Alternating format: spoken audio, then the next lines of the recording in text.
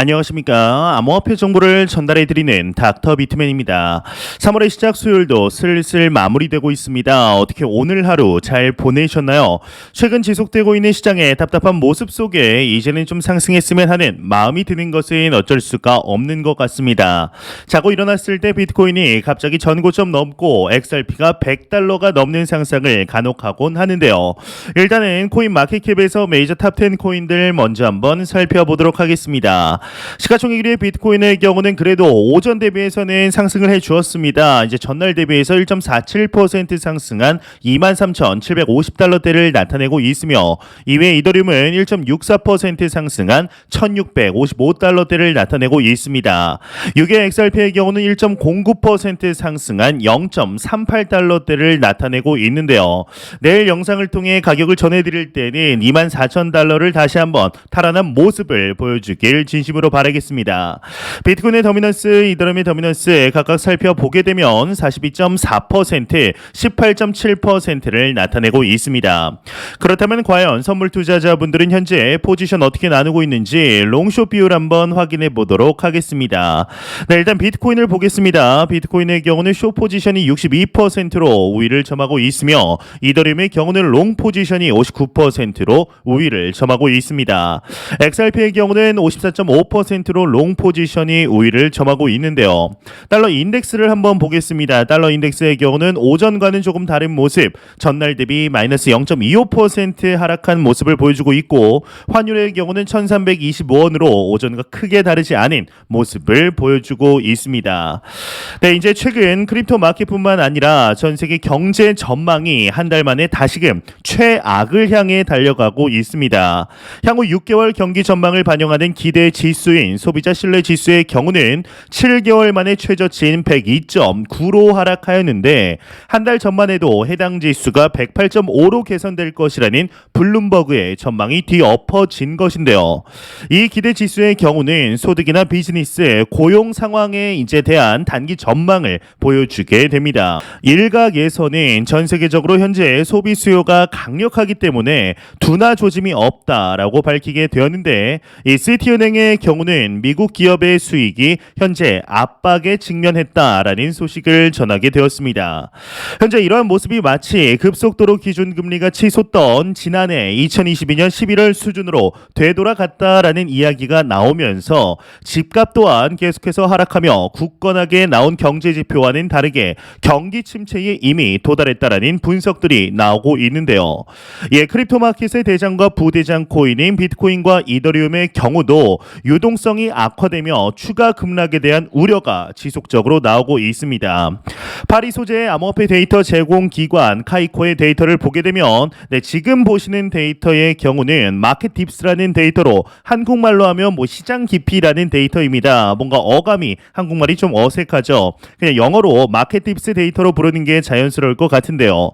이 데이터는 매도와 매수 주문의 평균 가격 2% 내 매수와 매도 주문을 수집한 수치를 나타내는 데이터입니다. 방금 말씀드린 게 마켓 딥스 데이터의 정확한 정의이긴 한데 사실 한번 듣거나 보면 이게 무슨 말인가 싶은 게 정상입니다. 그냥 쉽게 매수와 매도 주문을 건 유동성을 확인하는구나 생각해도 생각하고 데이터를 보고 이해하는데 전혀 아무런 차이가 없습니다.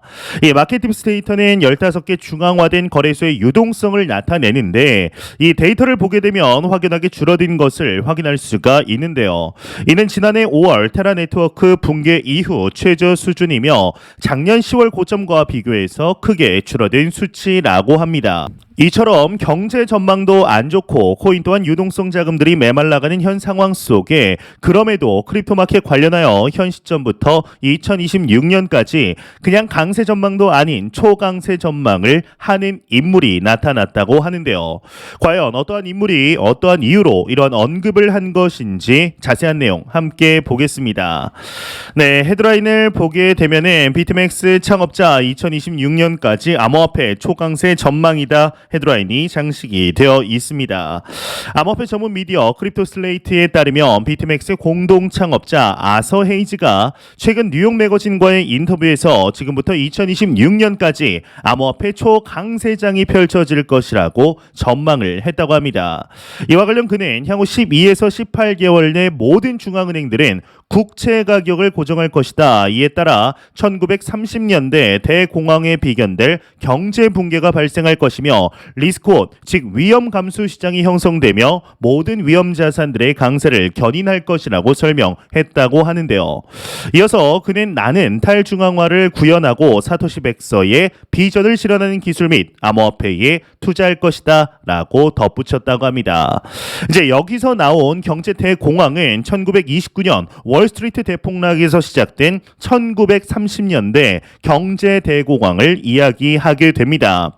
이 경제 대공황이 일어나기 1년 전인 1929년 초반까지만 하더라도 이 대공황과 같은 재난이 일어날 수가 없다라는 여론이 지배적일 만큼 이 경제는 완전 고용을 향해 거침없이 달리다가 한순간 공황으로 빠져들게 된 것인데요. 과연 이때와 같은 대공황이 일어나게 될까요? 참 안 그래도 좋지 않은 경제 상황 속에 상상만 해도 무서운데요.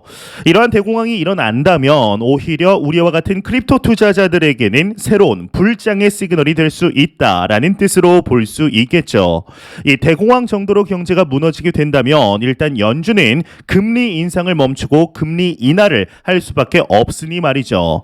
현재 경제가 굳건하다는 미국 당국의 믿음이 하루하루 갈수록 흔들리고 있습니다. 2024년이 아니라면 금리 인하는 생각도 하지 말라고 하지만 인플레이션이고 나발이고 이 경제 자체가 흔들리게 생긴 상황이죠. 이 물가도 오르는데 경기가 침체되는 설상가상의 상황을 우리는 스태그플레이션이라고 하는데 현재 대한민국이 금리를 동결한 기저에도 이 스태그플레이션의 영향이 있다라는 분석이 다수 나오고 있는 상태입니다.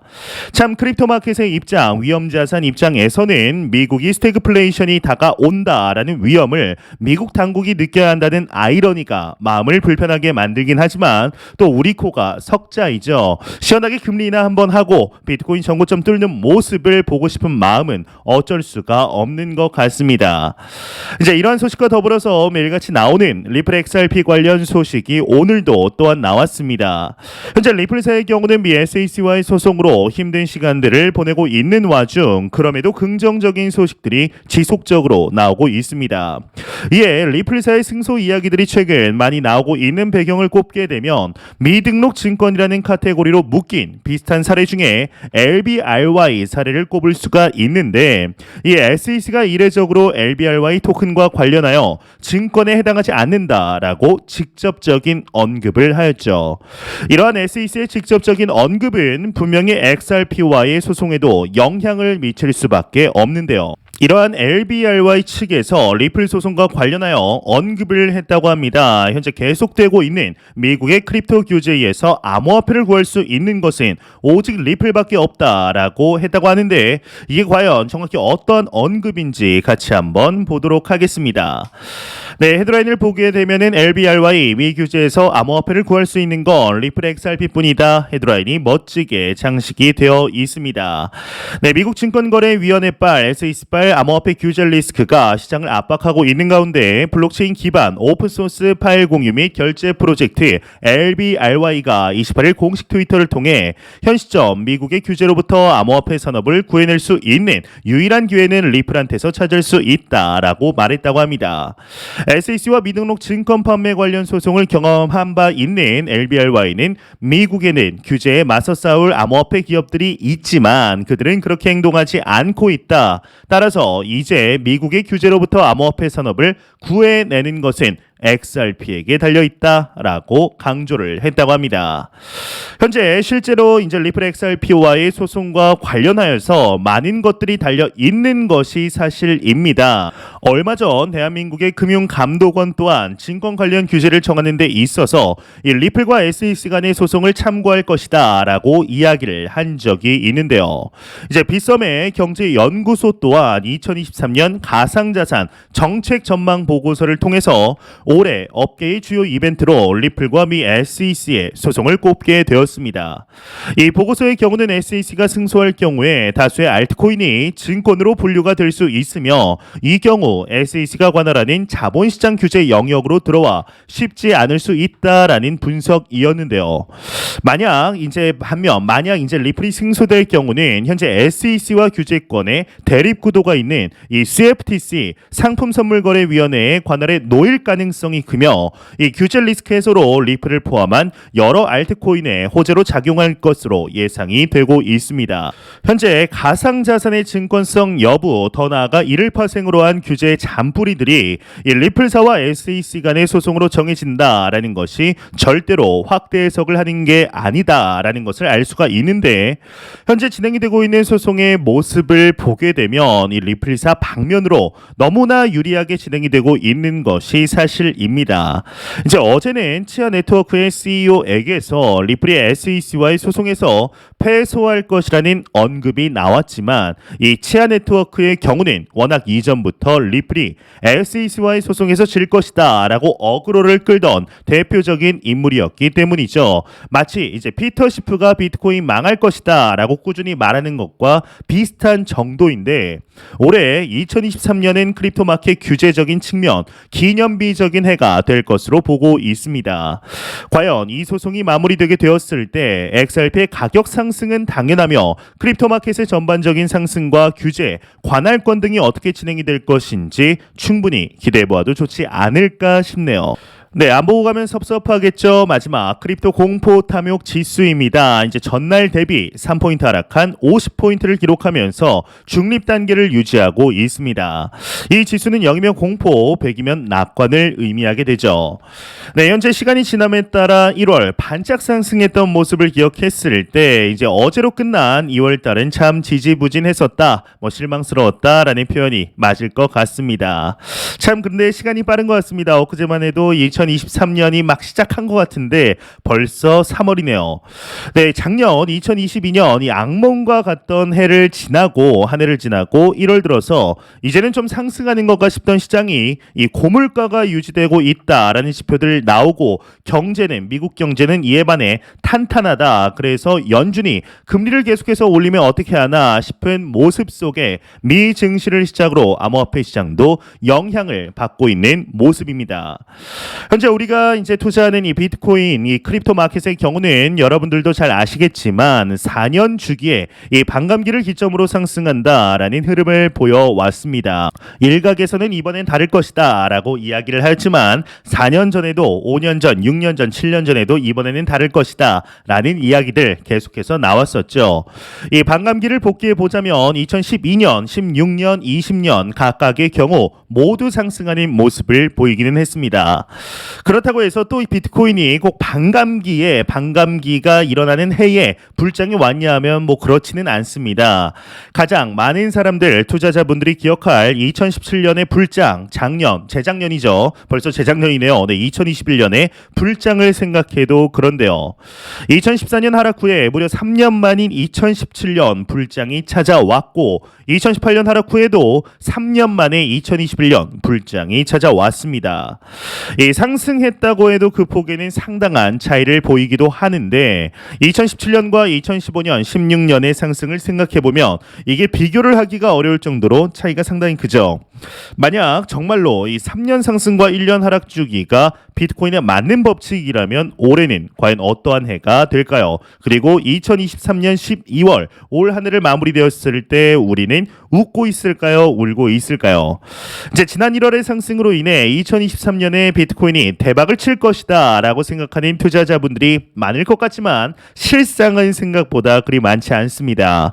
오히려 이제 여기서 더 떨어지지만 않으면 이제 16,000달러, 지난 FTX 이후에 최저점인 15,800달러까지는 안 떨어졌으면 좋겠다, 2만 달러라도 잘 지켜주었으면 좋겠다 라는 방어 심리가 작용할 가능성이 더 큰데요. 이제 올해 당연히 전고점을 넘는 일이 발생을 하고 2년 전인 2021년과 같은 불장이 오면 너무나 좋겠지만 현실적으로 3만에서 4만 달러 수준의 가격만 도달해 그 안에서만 움직여 준다면 이제 다음 해이죠. 2024년 금리 인하가 예정되어 있고 비트코인 반감기 등 굵직굵직한 이벤트들이 몰려 있는 만큼 이를 위한 준비 단계의 해 정도로 마무리되면 충분하다라고 생각합니다. 이제 지금 당장 상승하지 않는다고 해서 지금 당장 마음처럼 25,000달러, 28,000달러를 넘지 않는다고 해서 처져 있을 필요는 전혀 없습니다. 벤저민 그레이엄과 함께 현대적인 투자 이론을 개척한 인물이 있습니다. 바로 필립 피셔인데요. 이 필립 피셔가 한 말 중에 이런 언급이 있습니다. 이 주식 투자에서 볼 수 있는 가장 큰 손해는 훌륭한 회사를 너무 일찍 파는 것에서 비롯된다. 오래 보유했다면 수백 퍼센트, 수천 퍼센트의 경이적인 수익을 안겨줄 회사를 수십 퍼센트 정도 올랐을 때 빨리 팔아버리는 게 장기적으로 보면 가장 큰 손실이다라고 언급한 내용이 있습니다. 내가 투자한 자산에 대한 진정한 내재 가치를 알고 잠재 성장력을 알고 있다면 시야를 좁게 보지 말고 넓게 보며 길게 보고 투자하라 라는 의미로 현재의 우리에게 적용시킬 수 있는 명언이 아닐까 싶은데요. 투자의 대가들은 하나같이 공통된 이야기들을 하고 있습니다. 멀리 봐라, 오랫동안 투자하라고 말이죠. 이는 빨리 부자가 되고 싶은 인간의 본성과는 정반대되는 이야기로 머리로는 알고 있어도 실제로 행동으로 옮기기에는 상당히 힘든 투자법 중 하나입니다. 그렇지만 우리는 해내야 합니다. 우리가 그토록 원하는 가장 빠르게 부를 축적하는 방법이 어쩌면 우리가 생각하기에 가장 느리다라고 생각하는 길일 수 있기 때문이죠. 우리는 이걸 장기 투자라고 부르고 있습니다. 현재 2017년부터 투자하여 6년간 장기 투자를 하고 있는 제 입장에서도 순간순간 흔들릴 때가 당연히 있습니다. 이 선물에 손을 대며 빠르게 부자가 되고 싶다라고 생각할 때가 있죠. 이 폭락이 오면 팔아버리고 싶고 내 앞에 직면한 두려움에 싸울 용기가 없어 외면해버리고 싶을 때가 있습니다. 그렇게 두려움을 외면하고 도망하고 이제 매도하고 선물도 해보면서 공통적으로 배울 수 있는 것은 하나였습니다. 그냥 팔지 않고 가만히 홀딩했다면 손실폭이 더 줄어들었을 수 있다라는 것이죠. 이제 매형상 말씀드리지만 절대로 단기적인 시각으로 이 시장 바라보지 마시고 장기적인 시각으로 또한 오랫동안 함께할 수 있는 여유 자금을 통하여 투자를 진행하시길 진심으로 바라보겠습니다. 제가 준비해온 소식은 여기까지입니다. 영상이 도움이 되셨다면 구독과 좋아요 그리고 광고 한 편만 처음부터 끝까지 시청 부탁드립니다. 이 채널은 오직 광고 수익으로 운영이 되게 됩니다. 항상 영상 시청해 주시는 시청자분들, 구독자분들 너무나 감사드립니다. 오늘 남은 시간 잘 마무리하시길 바라면서 저는 더욱 도움이 되는 영상으로 찾아뵙도록 하겠습니다. 지금까지 닥터 비트맨이었습니다. 감사합니다.